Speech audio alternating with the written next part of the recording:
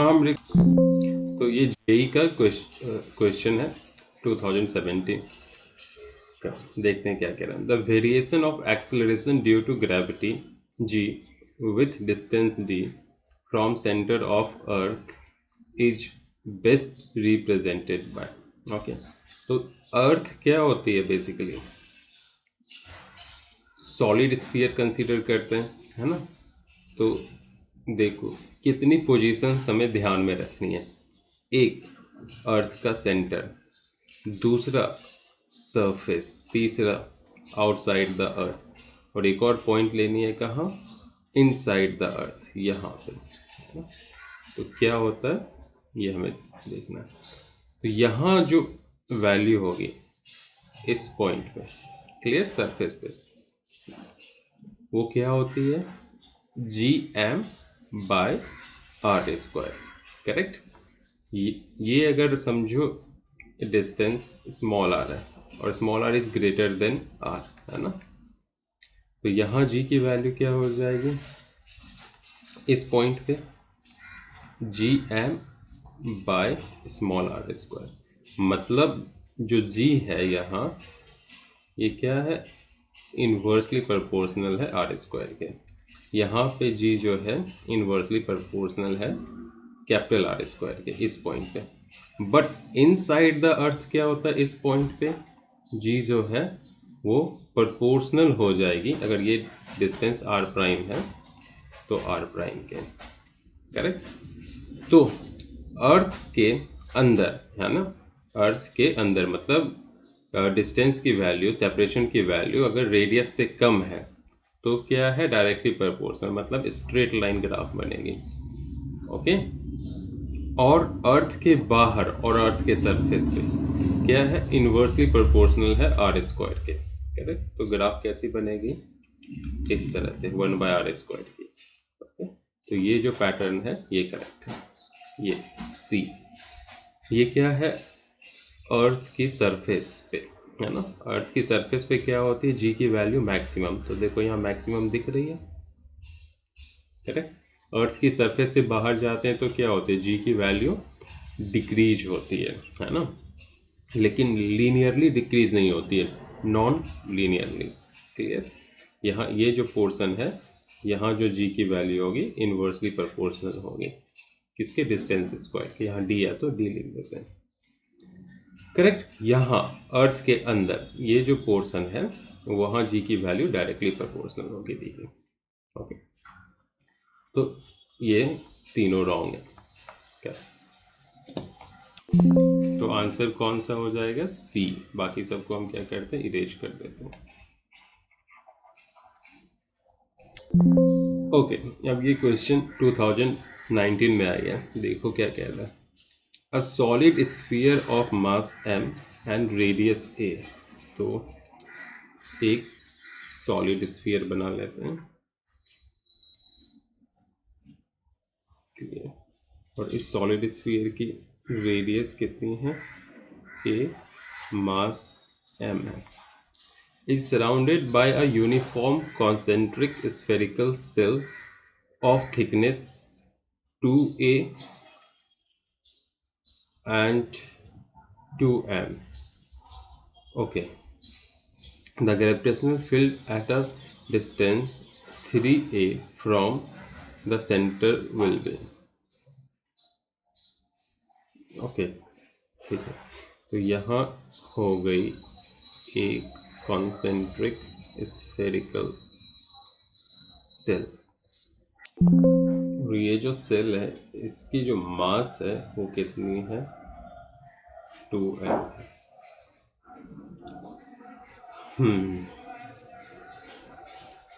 तो हमें निकालनी है कहाँ पे? Gravitational field. The gravitational field at distance 3a from the centre.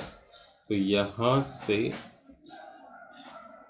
3a distance, समझो ये पॉइंट P है, यहाँ पे ग्रेविटेशनल फील्ड निकालना। तो ये भूल जाओ क्या है, क्योंकि दोनों ही स्फीयर के क्या है? एक्सटीरियर पॉइंट पे हमें ग्रेविटेशनल फील्ड निकालनी है। तो इसके लिए फॉर्मूला क्या होता है? G M upon R square, दोनों ही के लिए। तो सबसे पहले अंदर वाले के लिए क्या हो जाएगा ग्रेविटेशनल फील्ड, उसकी मास क्या है m और डिस्टेंस कितनी है 3a का होल स्क्वायर। बाहर वाली जो स्फीयर है उसका मास कितना है 2m और उसकी भी डिस्टेंस कितनी है उसके सेंटर, क्योंकि स्फेरिकल कॉन्सेंट्रिक है इसलिए सेंटर से पॉइंट P की डिस्टेंस सेम होगी दोनों ही केस में। तो यहाँ भी क्या हो जाएगा 3a का होल स्क्वायर। और ग्रेविटेशनल फील्ड की डायरेक्शन क्या होगी टूवर्ड्स सेंटर दोनों ही केस में, इसलिए लीनियरली ऐड होगा। एक्चुअली में ये वेक्टर है लेकिन इसकी एडिशन अलजेब्रा की तरह होगी क्योंकि ये दोनों एक ही डायरेक्शन शो कर रही है। हो गया ना। तो इसको ऐड करेंगे तो क्या हो जाएगा 3gm अपॉन 3a का होल स्क्वायर, करेक्ट। तो ये हो जाएगा gm अपॉन 3 कैंसिल हो जाएगी तो यहाँ a square gm upon 3a square. तो आंसर क्या हो जाएगा C। अब देखो अगर ये पॉइंट P बाहर ना होके अंदर यहाँ कहीं होता है, हाइपोथेटिकली सोचो यहाँ P प्राइम है, तो इस स्फीयर की ग्रेविटेशनल फील्ड क्या हो जाती जीरो हो जाती क्योंकि inside the cell gravitational field क्या होती है जीरो। तो जो भी ग्रेविटेशनल फील्ड होती है वो इस डिस्टेंस की वजह से और इस स्फीयर की वजह से होती है, ओके। और उसकी भी डायरेक्शन टुवर्ड्स सेंटर होता। क्लियर हो गया। और सेंटर पे अगर पूछ देता है कितनी है ग्रेविटेशनल फील्ड तो जीरो, इसकी वजह से बाहर वाले की वजह से। क्यों जीरो, क्योंकि इनसाइड द स्फेरिकल सेल क्या होगी ग्रेविटेशनल फील्ड जीरो बाहर वाले की वजह से, और अंदर वाले की वजह से भी जीरो होगी क्योंकि सेंटर पे आर की वैल्यू क्या होती है जीरो होती है ना। तो दैट मीन्स ये भी जीरो देगा, नेट ग्रेविटेशनल फील्ड क्या हो जाएगी जीरो। इस सवाल को देखते हैं, ये भी जेई का है। तो what is the minimum energy required to launch a satellite of mass m small m from the surface of a planet of mass m and radius r in a circular orbit at an altitude of 2r। ठीक है, तो पहले हम drawing करेंगे और समझेंगे इस case को क्या है। तो एक प्लैनेट है, प्लैनेट कैसी होती है सॉलिड होती है, तो हम इसको सॉलिड दिखा देते हैं।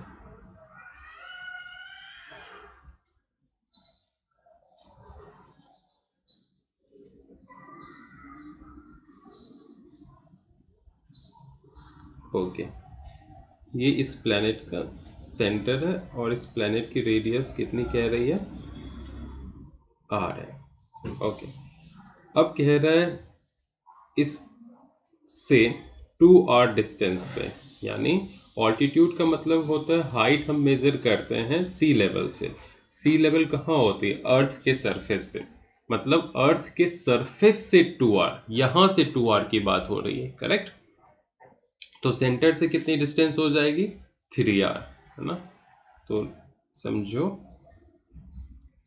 ये एक ऑर्बिट है जिसमें सैटेलाइट को मूव करनी है, और मैं बना देता हूँ यहाँ पे थोड़ी सी कलर चेंज कर देते हैं। ये क्या है हमारी जो सैटेलाइट, और ये है प्लैनेट। गुड। तो यहाँ से सैटेलाइट को लॉन्च करना है और यहाँ लेके आना है, करेक्ट। तो कह रहा है मिनिमम कितनी एनर्जी चाहिए, ओके। तो इस पोजीशंस पे समझो एनर्जी, अभी जब ये मूव कर रही है तो इसकी एनर्जी कितनी है E2, और इस पोजीशंस पे समझो एनर्जी कितनी है E1, है ना।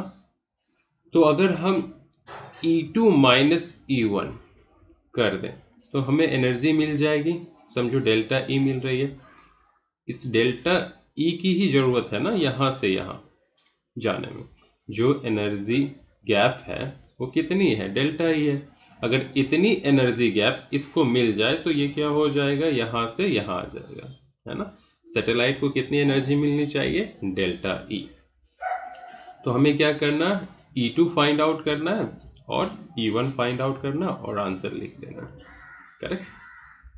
E2 क्या है, जब सैटेलाइट रिवॉल्व कर रही है अपने ऑर्बिट में। तो जब सैटेलाइट रिवॉल्व कर रही है अपने ऑर्बिट में तो उसके पास कौन कौन सी एनर्जी होगी, काइनेटिक एनर्जी होगा और पोटेंशियल एनर्जी होगा। तो पोटेंशियल टोटल एनर्जी क्या होगी, E2, kinetic energy 2 plus potential energy 2, है ना। और माइनस यहाँ क्या है, इस पॉइंट पे क्या है, इस पॉइंट पे रेस्ट में है तो सिर्फ और सिर्फ पोटेंशियल एनर्जी हो जाएगी, माइनस पोटेंशियल एनर्जी 1। यानी E1 में कौन सी एनर्जी है, सिर्फ पोटेंशियल एनर्जी, और E2 में कौन सी एनर्जी है, पोटेंशियल और काइनेटिक दोनों। तो अब वैल्यू डालते हैं काइनेटिक एनर्जी, है ना। काइनेटिक एनर्जी क्या होता है प्लैनेटरी मोशंस में, half of potential energy, clear. और पोटेंशियल एनर्जी हमेशा क्या होती है, नेगेटिव होती है, क्लियर हो। तो क्या होगा, पोटेंशियल एनर्जी और काइनेटिक एनर्जी को अगर हम ऐड करेंगे तो ये हो जाएगा नेगेटिव काइनेटिक एनर्जी अपॉन 2। समझ में आया, क्योंकि काइनेटिक एनर्जी पॉजिटिव होती है और पोटेंशियल एनर्जी नेगेटिव होती है। मैं डिटेल में भी करके दिखाऊंगा, पहले तो मैं इजीली कर रहा हूँ फटाफट। अभी क्या हो जाएगा, देखो यहाँ पे माइनस, यहाँ क्या है, पोटेंशियल एनर्जी 1। अब कर देते हैं, आंसर आ जाएगा।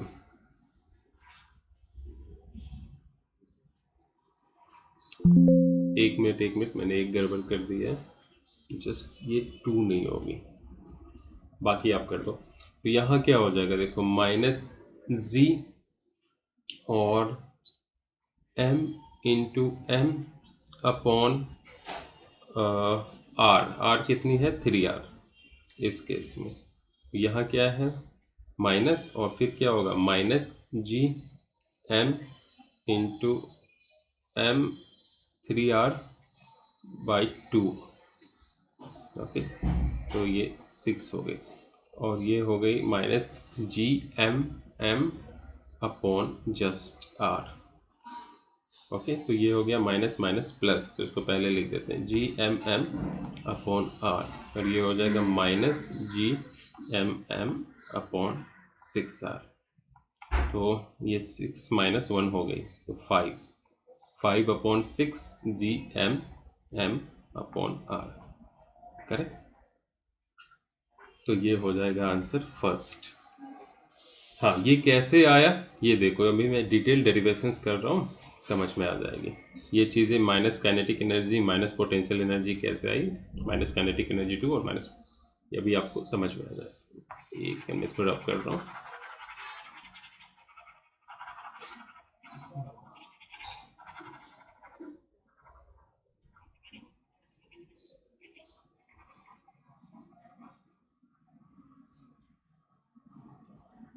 तो सबसे पहले हम क्या करेंगे, पोटेंशियल एनर्जी निकालेंगे 2 के। क्या होता है, minus G M times M upon separation, यानी सेंटर से लेनी है, सेंटर से इसकी सेपरेशन कितनी है,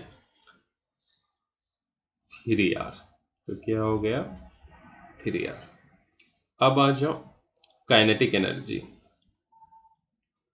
काइनेटिक एनर्जी क्या होता है, मैग्नीट्यूड में हाफ ऑफ पोटेंशियल एनर्जी, समझ में आया, लेकिन पॉजिटिव और half of potential energy, correct. तो डालेंगे तो क्या हो जाएगा, माइनस जी एम एम पहले वैल्यू था, और ये 3r अपॉन 2 मतलब 6r।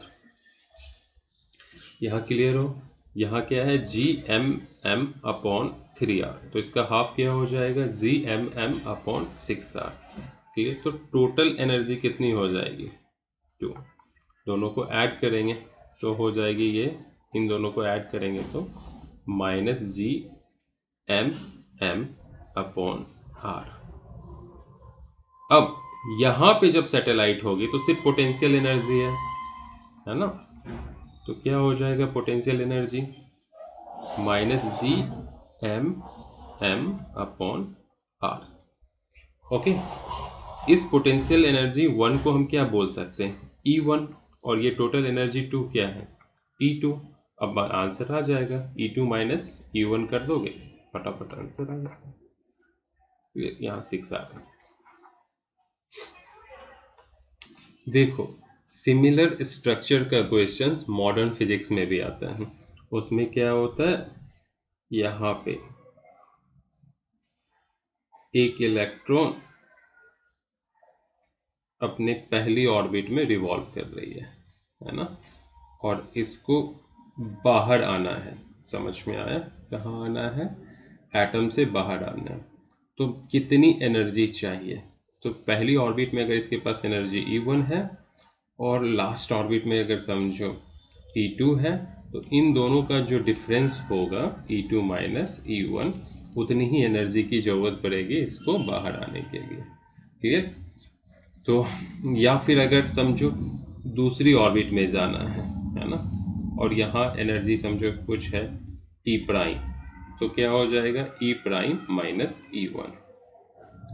तो अगर इलेक्ट्रॉन फर्स्ट ऑर्बिट से सेकेंड ऑर्बिट में जा रही है तो बाहर से क्या करना पड़ेगा, एनर्जी डालना पड़ेगा। इसी एनर्जी को क्या बोलते हैं, एक्साइटेशन एनर्जी। अगर इलेक्ट्रॉन एटम से बाहर निकल रही है तो जितनी एनर्जी डालेंगे उसको बोलते हैं आयोनाइजेशन एनर्जी। तो फर्स्ट केस में क्या होगा, आयोनाइजेशन एनर्जी। सेकेंड केस में क्या होगा, एक्साइटेशन एनर्जी। नेक्स्ट सवाल मेंस का है 2002 का। मेंस का तो नहीं होगा, हम मेंस का ही है 2002 के, लिखा हुआ तो नहीं है स्पेसिफिकली मेंस का। A geostationary satellite orbits around the earth in a circular orbit of radius 36,000 kilometre. तो एक चीज़ देखो, जियो स्टेशनरी सैटेलाइट होता क्या है, यहाँ पे है अर्थ है ना, और ये है ऑर्बिट जियो स्टेशनरी सैटेलाइट की। करेक्ट। अब इस बात को ध्यान देना, ये जो डिस्टेंस है अर्थ वो कितनी है, 36,000 किलोमीटर। तो जियो स्टेशनरी सैटेलाइट की टाइम पीरियड कितनी होती है, उतनी ही जितनी अर्थ की होती है। तो कितनी हो गई टाइम पीरियड, 24 आवर। ओके, अब आते हैं दूसरा।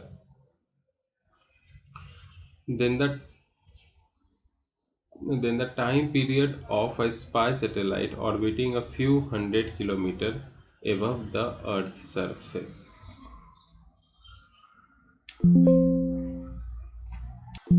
Okay, तो अगर समझो जस्ट यहाँ पे एक ऑर्बिट है जिसमें सैटेलाइट मूव कर रही है ना, तो इसकी टाइम पीरियड हम टी प्राइम ले लेते हैं, और अर्थ की सरफेस से इसकी डिस्टेंस हम आर प्राइम लेते हैं। पहला क्या था, अर्थ की सरफेस से जो डिस्टेंस है वो 36,000 थे, तो सेंटर से कितनी डिस्टेंस हो जाएगी, 36,000 प्लस 6,400 अर्थ की रेडियस है ना। तो हम पूरा कर लेते हैं उसको। मैं सेंटर से ही डिस्टेंस ले लेता हूँ तो इजी रहेगा, इसमें 6,400 किलोमीटर और ऐड हो जाएगी। तो स्मॉल आर कितनी हो गई, 36,000 और प्लस 6,400 किलोमीटर है ना, 004 और 42,400 किलोमीटर। क्लियर। और टाइम पीरियड कितनी है उसकी, 24 आवर। दूसरा केस क्या है, दूसरे केस में जो हमारा आर है ना, वो नियरली क्या हो जाएगा, 6,400 किलोमीटर, क्योंकि अर्थ के सरफेस के अराउंड है।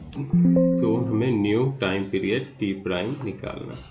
अब ये केपलर्स लॉ का यूज करके निकाल सकते हैं प्लैनेटरी मोशंस के थ्रू।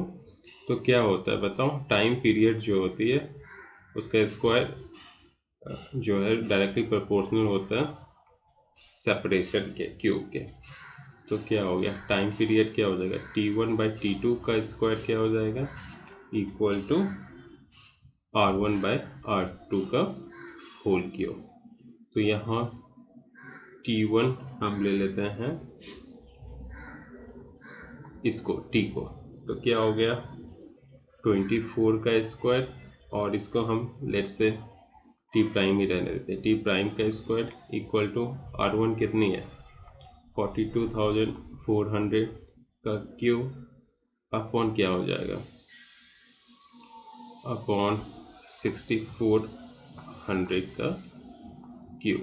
तो देखते हैं क्या होगा 24 इंटू 24 अपॉन T प्राइम का स्क्वायर इक्वल टू 42400 अपॉन 6400 का होल क्यूब। दोनों जीरो कैंसिल, तो कुछ क्या कटेगा 4 1 जा 4 और 4 0 4 6 जा, है ना, और ये हो जाएगा 4 से 16। फिर 2 से देखते हैं 2 5 2 3 जा 2 से ये क्या हो जाएगा 8। गुड। तो T प्राइम का स्क्वायर क्या आ गया 24 का स्क्वायर इंटू 8 का क्यूब अपॉन 53 का क्यूब। तो T प्राइम क्या हो जाएगा 24 बाहर निकल जाएगी, इसमें से 8 बाहर निकल जाएगा, इसमें से 53 और अंडर रूट क्या आ जाएगा एक 8 और एक 53, है ना। ठीक है, तो ये देखो क्या हो जाएगा 24 इंटू 8 हो जाएगा, 8 4 जा 32, 8 2 जा 16 प्लस 3 19 और ये हो गई 53, और ये कैंसिल हो जाएगी तो कितने 8 7 जा 8 7 जा होगा 1/7 हो जाएगा, तो 1/√7। ठीक है, तो 1/√7 को मैक्सिमम हम कितना लिख सकते हैं 2.5 2.6 डाल देते हैं, 2.7 कर देते हैं 1/2.7।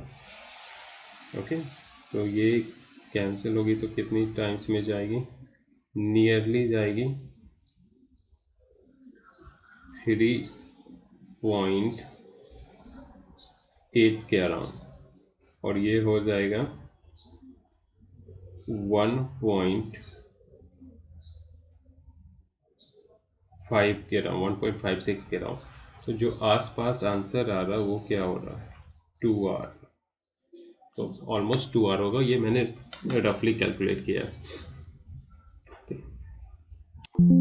मैं फिर से समराइज कर देता हूँ, एक्चुअली क्या होगा T1/T2 का whole square equal to R1/R2 का होल क्यूब केपलर्स लॉ से। ठीक है, T1 हमने क्या लिया जियो स्टेशनरी सैटेलाइट की टाइम पीरियड, ओके, T2 किसकी है नॉर्मल स्पाई सैटेलाइट की टाइम पीरियड। यहाँ जियो स्टेशनरी जो सैटेलाइट होती है अर्थ के सेंटर से कितनी दूर है 36,000 प्लस 6400, और ये अर्थ के सरफेस के अराउंड निकालनी है, और अर्थ का सरफेस सेंटर से कितनी दूर होती है 6400, है ना। तो ये होगा क्यूब, और इसको सॉल्व करेंगे तो T2 जो आएगी वो नियरली 2R के आसपास आएगी, correct.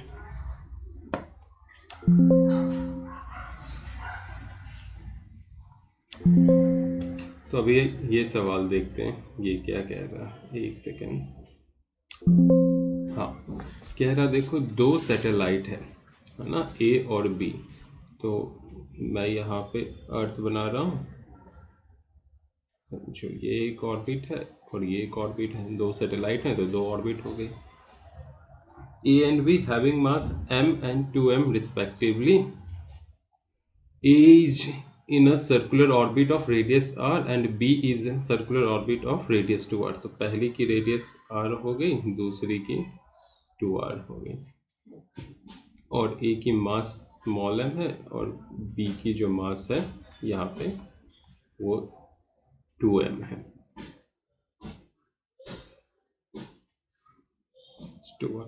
The ratio of kinetic energy, तो काइनेटिक एनर्जी ए की क्या हो जाएगी, माइनस जी मास और अर्थ की मास, ये अर्थ है तो उसकी मास अपॉन 2 टाइम्स आर, तो आर कितनी है, आर ही है, ये हो गई ए की। काइनेटिक एनर्जी बी की क्या हो जाएगी, माइनस जी मास कितनी है 2m, हाँ माइनस जी 2m, और क्या हो जाएगा मास of earth upon half of distance, distance कितनी है 2r, करेक्ट। अब क्या कह रहा है, इनकी काइनेटिक एनर्जी का रेशियो, यानी इनको इससे डिवाइड कर दो, तो ये क्या हो जाएगा 2 2 कैंसिल, यानी G M M cancel, G M M cancel, 2r cancel, 2r cancel, तो कैंसिल होके 1/1 आ गया, तो आंसर क्या होगा 1 डी। याद रखना काइनेटिक एनर्जी क्या होता है, G M M upon 2r, ठीक है। तो ये सवाल भी हो गई, आगे चलते हैं। तो अब इस सवाल को देखते हैं, ये जेई का 1983 का सवाल है। कह रहा है if G is the acceleration due to gravity on the earth surface, तो ये अर्थ है, इसकी सरफेस पे एक्सेलरेशन ड्यू टू ग्रेविटी कितनी है g, the gain in the potential energy of an object of mass m raised from the surface of the earth to a height equal to the radius, मतलब अर्थ की radius यहाँ है r, तो surface से भी r height के ऊपर है ना, यहाँ पे जब बॉडी गई, ठीक है, तो पोटेंशियल एनर्जी क्या होगी, equal to the radius r, correct. तो गेन कितनी होगी, है ना, ठीक है। तो यहाँ पे पोटेंशियल एनर्जी फाइंड आउट कर लेंगे और फिर उसको इससे सब्ट्रैक्ट कर देंगे, है ना, ये 2 हो गए, तो आंसर आ जाएगा क्या, गेन है, क्लियर। जितनी हाइट ऊपर होती है पोटेंशियल एनर्जी इंक्रीज होती जाती है। तो यहाँ पे इस पॉइंट पे पोटेंशियल एनर्जी कितनी है, पोटेंशियल एनर्जी एट 1 लिख देते हैं। पोटेंशियल एनर्जी का फॉर्मूला क्या होता है, minus G mass of earth, mass of body ले लेते हैं स्मॉल m, अपॉन रेडियस हो जाएगी, पोटेंशियल एनर्जी 2, यहाँ पे इस पॉइंट को 2 ले लेते हैं, तो क्या हो जाएगा minus G mass of earth mass of body same, और यहाँ डिस्टेंस कितनी हो जाएगी, ये r प्लस ये r, ये हो जाएगी 2r, क्लियर। तो पोटेंशियल एनर्जी 2 जो है वो ज़्यादा है किससे, 1 से, कितना ज़्यादा है, तो potential energy 2 minus potential energy 1 करेंगे, तो ये हो जाएगा minus G M M by 2r minus minus G M M by R, तो ये माइनस माइनस क्या हो जाएगा प्लस, और ये हो जाएगा G M M bye 2r। तो आंसर तो ऐसा है ही नहीं, तो इसको हम बनाएंगे, कैसे बनाएंगे, ऊपर नीचे दोनों को हम r से मल्टीप्लाई कर देंगे, आंसर में कोई फ़र्क तो नहीं आएगा, एक्सप्रेशन में कोई फ़र्क नहीं आएगा, लेकिन आंसर लिखना ईजी हो जाएगा। अब क्या हो गया, इसको मैं ऐसे लिख सकते हैं G M by R square, इस कंप्लीट को, और यहाँ r बाई 2, ठीक है, ये m को मैं यहाँ लिख देता हूँ, क्लियर। तो G M by R square क्या होता है g, और ये हो गया m, और ये हो गया r बाई 2, तो आंसर क्या हो गया एम जी आर बाई 2 है यहाँ। एक बात याद रखिएगा, g की value G M by R square होती है, ये हम बहुत बार यूज करेंगे, ठीक है। एक और वैल्यू एस्केप वेलोसिटी होती है 11.2 किलोमीटर पर सेकेंड, ठीक है, ये भी बहुत बार यूज होगी, ठीक है। तो ये होती कितनी है under root 2 G M by R, okay, under root 2 G M by R. तो ये दोनों एक्सप्रेशंस की जो वैल्यू है वो बहुत बार यूज में आएगा। ये 2017 एडवांस का क्वेश्चन है, देखते हैं क्या कह रहा है।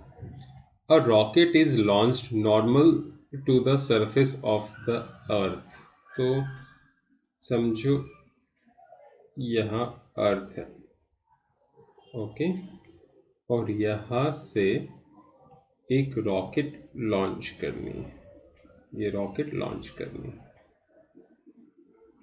क्लियर, अवे फ्रॉम द सन। तो समझो अर्थ क्या होती है, सन के अबाउट मूव कर रही होती है, तो मैं सन को बीच में डाल देता हूँ, ये है सन, करेक्ट, तो सन से दूर जा रही है, गुड। फिर क्या कह रहे हैं, the sun is 3 × 10⁻⁵ times heavier than the earth. अगर अर्थ की मास आप एम ले लो, तो सन की जो मास होगी वो क्या हो जाएगी, 3 × 10⁵ times M, and is at a distance 2.5 × 10⁴ times larger than the radius of the earth। Okay, तो और ये इस रॉकेट से कितनी दूर है ये बता रहा है, जो अर्थ की रेडियस है ना उससे 2.5 × 10⁴ टाइम्स, क्लियर हो गया, good. The escape velocity from earth gravitational field is, okay, जो escape velocity है वो कितनी है, 11.2 km/s, ये अर्थ की ग्रेविटेशनल फील्ड से निकलने की। The minimum velocity required for the rocket to able to leave the sun earth system, तो सन अर्थ सिस्टम से निकलने की, मतलब समझो इसकी जो ग्रेविटेशनल फील्ड है ना कुछ इस यहाँ तक है ना, तो यहाँ पे पहुँचने के लिए है ना मिनिमम वेलोसिटी कितनी होगी, क्लियर, इस रॉकेट की। तो मिनिमम वेलोसिटी हम v, यहाँ पे vs है तो vs ले लेते हैं, ठीक है। तो सॉल्व करते हैं, बाकी सबको इग्नोर करना, बाकी प्लैनेट के क्या। तो देखो इस रॉकेट के पास है ना, ये जो रॉकेट है यहाँ, टोटल एनर्जी कितनी हो जाएगी, इस रॉकेट के पास जो एनर्जी होगी, पोटेंशियल एनर्जी अर्थ रॉकेट सिस्टम का, तो मैं लिख देता हूँ अर्थ रॉकेट सिस्टम का, फिर पोटेंशियल एनर्जी सन और रॉकेट का, और फिर क्या होगी काइनेटिक एनर्जी जिससे हम भेज रहे हैं इसको, तो वो हम क्या लिखेंगे, 12mv², क्लियर हो गया। तो इस पोजीशंस पे जब अर्थ के सरफेस से वो निकल रही है उस समय टोटल एनर्जी इतनी है, जब यहाँ पहुँचेगी तो टोटल एनर्जी कितनी हो जाएगी, ये देखो इनफाइनाइटली दूर डिस्टेंस पे, काफ़ी दूर है, तो पोटेंशियल एनर्जी इस पॉइंट पे ड्यू टू सन भी क्या होगी, ज़ीरो, ड्यू टू अर्थ भी क्या हो जाएगी, ज़ीरो, क्योंकि बहुत दूर है, डिस्टेंस बहुत ज़्यादा होती है तो पोटेंशियल एनर्जी बहुत कम होती है, क्लियर। यहाँ पे जस्ट पहुंची है, मतलब वेलोसिटी क्या होगी जब यहाँ पहुंचेगी, जीरो, इसलिए इस पॉइंट पे काइनेटिक एनर्जी भी क्या होगी, जीरो। तो इसलिए इस पॉइंट पे टोटल एनर्जी क्या हो जाएगी, काइनेटिक प्लस पोटेंशियल जीरो हो जाएगी, और इस पॉइंट पे टोटल एनर्जी क्या होती है, इतनी। तो कंजर्वेशन ऑफ एनर्जी से पता है टोटल एनर्जी हमेशा कांस्टेंट होता है, इसलिए इन तीनों को अगर ऐड करेंगे तो वो भी कितनी आनी चाहिए, जीरो। तो पोटेंशियल एनर्जी अर्थ और रॉकेट सिस्टम का plus potential energy sun rocket system का plus kinetic energy equal to क्या हो जाएगी, ज़ीरो, है ना। ये आ गया, अभी मैं रब कर रहा हूँ इस फिगर को, अब इसकी ज़रूरत नहीं है।